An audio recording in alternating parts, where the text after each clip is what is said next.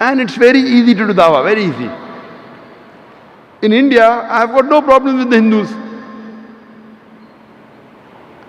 I tell them that if you read Mahabharata is one of the sacred scriptures of the Hindus. If you read Mahabharata, there are more verses of fighting in Mahabharata than in the Quran. Multiple times more verses of fighting in the Mahabharata than the Quran. But the Hindu tells me, no, but that fighting is truth against falsehood.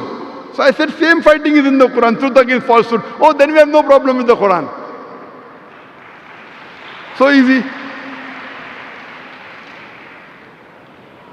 If you read Bhagavad Gita is the most widely read book among all the Hindu scriptures. It is a guidance given by Shri Krishna, who is considered as God by the Hindus, to Arjun in the battlefield. If you read Bhagavad Gita chapter number 1, verse number 45, 46, 47, Bhagavad Gita chapter number 1, verse number 45 says, Arjun, he keeps all his weapons on the ground in the battlefield. In the battlefield, he keeps his weapon on the ground and says, I would prefer dying unarmed rather than fight my cousins. If you know Mahabharata, it's a story about cousins fighting among themselves. The Pandavas, who are 5, and Kauravas, who are 100. They're fighting among themselves. So Arjun says, I would prefer dying unarmed in the battlefield than fight my cousins.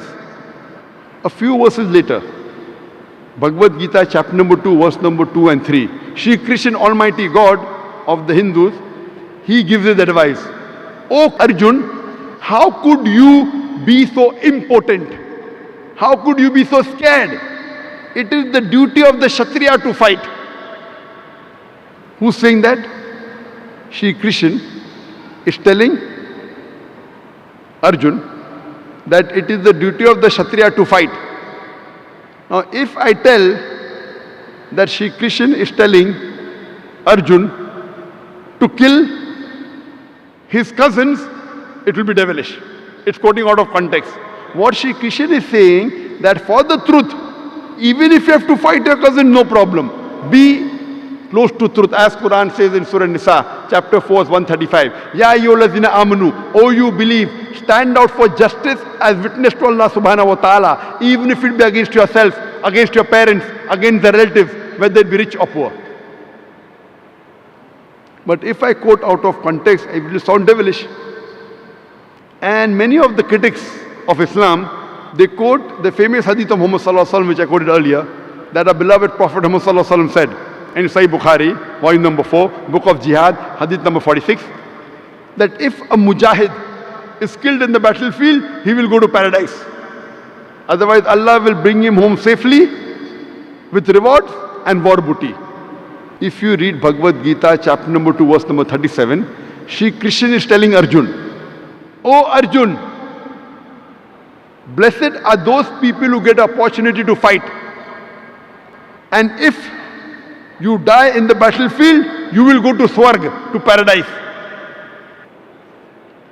Or if you come back safely, Allah will give you the booty of war. Verbatim what is mentioned in Sahih Bukhari, volume 4, hadith number 46, is mentioned in Bhagavad Gita, chapter number 2, verse number 37. When critics like Arun Shuri take out mistake in the Quran, they have not read their own Hindu scriptures.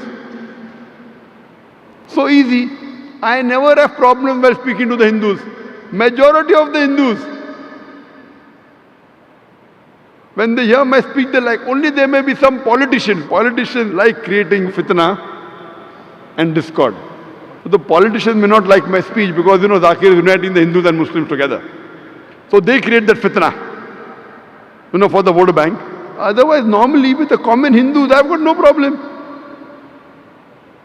I quote the scriptures for them to understand Islam better.